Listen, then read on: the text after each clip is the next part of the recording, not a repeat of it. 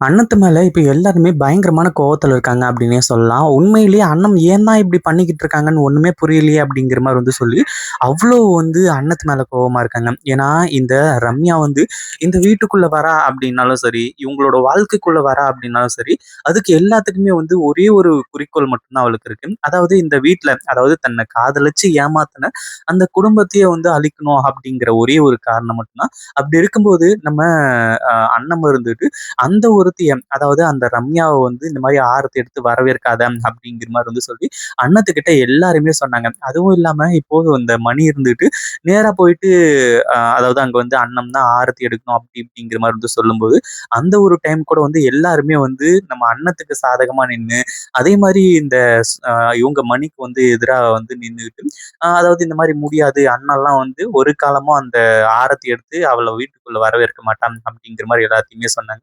அதாவது உண்மையிலேயே மணி ஏன் தான் இப்படி மாறுனாங்க அப்படிங்கிறது ஒரு மிகப்பெரிய புரியாத புதிராவே இருந்துட்டு இருக்கு. ஏன்னா இந்த ரம்யா அவ்ளோ எல்லாரையுமே மைண்ட் வாஷ் பண்ணி வச்சிருக்கா.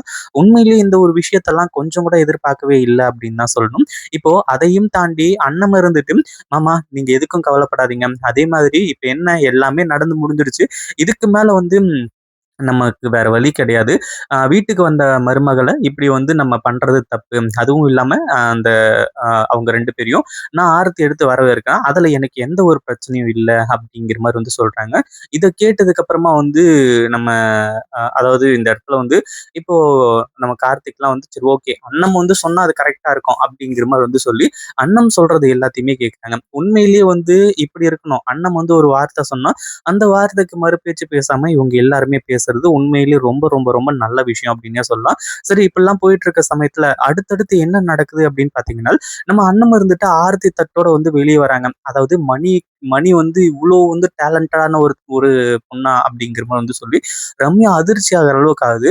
ஏன்னா இங்க இதுக்கே ஒரு பிரளயம் நடக்கும். அதுவும் இல்லாம இந்த ஆரத்தி தட்ட அன்னத்த எடுக்க வைக்கிறதுக்கே நம்ம ஒரு மிகப்பெரிய எஃபோர்ட்ட போடணும் அப்படிங்கிற மாரி நெனச்சு, இந்த ரம்யா நெனச்சுக்கிட்டு இருந்தா. ஆனா அதுக்கான ஒரு வாய்ப்பு நம்ம அண்ணன் குடுக்கவே இல்ல. அதுவும் இல்லாம அ அதாவது இப்போ அடுத்ததா இங்க வெளிய நின்னுட்டு ரம்யா சவால் விடுறா. அதாவது ஏற்கனவே நான் உன்கிட்ட சவால் விட்ட மாதிரி எப்படி ஜெயிச்சு காட்டினேன் பாத்தியா? அப்படிங்கிற மாரி சொல்லி, ஆனா உண்மையிலேயே ஜெயிச்சது யாரு அப்படின்னு பார்த்தீங்கன்னா, நம்ம அண்ணன் தான். அதாவது இந்த ரம்யா இந்த வீட்டுக்குள்ள வரணும். இந்த சரவணன் கையால தாலிய கட்டிக்கணும் அப்படின்றதுக்காக, அவ எவ்ளோ இல்லீகலான வேலை எல்லாத்தையுமே செஞ்சா. அதாவது எவ்ளோ பெரிய ஏமாத்து வேலை எல்லாத்தையுமே செஞ்சா அப்படிங்கிறது நல்லாவே தெரியும். ஏன்னா, அவ இப்போ உண்மையா இதுல சவால் விட்டு, உண்மையா ஜெயிக்கல. அவ சவால் விட்டது என்னமோ உண்மையா இருக்கலாம். பட் இருந்தாலும் அவ ஜெயிச்சது குறுக்கு வழியில போய் தான் ஜெயிச்சா. அதே மாதிரி நம்ம அண்ணன் உன்னெல்லாம் நான் சும்மாவே விட்டுருக்க கூடாது. பட் இருந்தாலும் வேற வழி இல்ல அப்படிங்கிறதுனால தான் நான் பொறுமையா இருந்துட்டு இருக்கேன். அதே மாதிரி இப்போ இதுக்கு முன்னாடி வரைக்கும் நீ கார்த்திக்கோட ஆஃபீஸ்ல இருக்கக்கூடிய கமிஷனரு. அதே மாதிரி நீ யாரோ ஒரு ஆள் அதாவது கார்த்திக் லவ் பண்ண முன்னாடி பொண்ணு. அப்படி இருக்கும்போது இப்போ நம்ம அண்ணன் என்ன சொல்றாங்க அப்படின்னா, இப்போதைக்கு இந்த வீட்டோட மூத்த மருமக நீதான். அத நான் எந்த ஒரு காலத்திலயும் மறுக்க மாட்டேன். இது நீ தாலிய வாங்கிக்கிறதுக்கு முன்னாடி அதாவது அந்த சரவணன் உன்னோட கழுத்துல தாலிய கட்டுறதுக்கு முன்னாடி எல்லாமே இந்த விஷயம் எல்லாமே மாத்திருக்கலாம். பட் இதுக்கப்புறம் எதுவுமே மாறப் போறது கிடையாது. இங்க பாரு ரம்யா, நீயா இதுக்கப்புறம் மாறிட்ட அப்படின்னா பிரச்சனையே கிடையாது. இல்ல அப்படின்னா கண்டிப்பா நான் உன்ன திருத்துவேன். அதே மாரி உனக்கு எதிரா எனக்கு நெறைய விஷயங்கள்ல தெரியும் அப்படிங்கிற மாரி சொல்லி, அண்ணன் உண்மையிலேயே இந்த ரம்யாவ உண்டு இல்லன்னு பண்ணிட்டு இருக்காங்க. அதுவும் இல்லாம ரம்யா அப்படின்னாலே எல்லாருக்குமே தெரியும். அவ எவ்வளோ பெரிய மோசமான ஒரு பொம்பள அப்படிங்கிற மாரி சொல்லி. ஏன்னா அந்த அளவுக்கு அடுத்தடுத்த விஷயங்கள் எல்லாத்தையுமே செஞ்சுகிட்டு இருந்தாங்க. அதே மாரி அடுத்தடுத்து என்ன பண்றது, ஏது பண்றது அப்படின்னு சொல்லிட்டு தெரியாம இருந்துட்டு இருக்கும்போது, உண்மையிலே இப்படி விஷயங்கள்லாம் நடக்கும் அப்படின்னு யாருமே எதிர்பார்க்கவே இல்ல.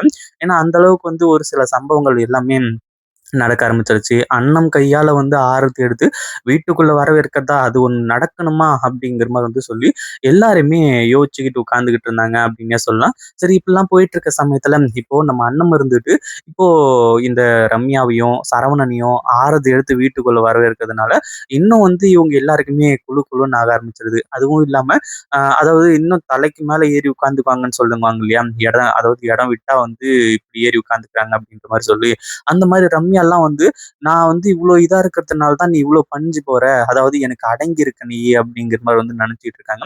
ஆனா உண்மையிலேயே நம்ம அண்ணன் அடங்கி போறாங்களா அப்படின்னு கேட்டீங்கன்னா, கண்டிப்பா கிடையாது. பிரச்சனை எதுவும் வேணாம். அதுவும் இல்லாம இப்போ நம்ம எப்படி கார்த்திக் மாமாவ அதாவது சின்னத்தான வந்து கல்யாணம் பண்ணிட்டு, இந்த வீட்டுக்குள்ள நம்ம வந்திருக்கோமோ, அது மாரி பெரியத்தான வந்து கல்யாணம் பண்ணிட்டு அவ வீட்டுக்குள்ள வந்திருக்கா.